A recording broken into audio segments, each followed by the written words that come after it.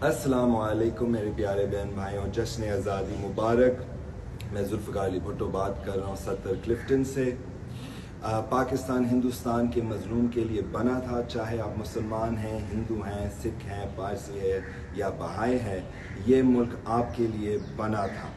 ہم وہ ملک دیکھنا چاہتے ہیں جس میں سب کی غیرت محفوظ ہو، جس میں سب کی عزت محفوظ ہو اور جس میں سب خود محفوظ لگتے ہیں۔ پاکستان ایک قومی اتحاد ہے اور یہ اس قومی اتحاد کو ہم عزت دیتے ہیں۔ چند مہینے پہلے میں نے سیاسی میدان میں اپنا قدم رکھا، کیوں؟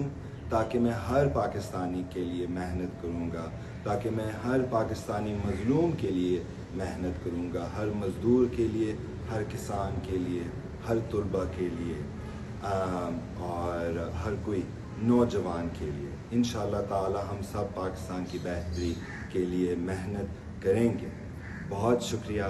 پاکستان زندہ باد، سندھ زندہ باد، دریا زندہ باد۔ جشن آزادی مبارک۔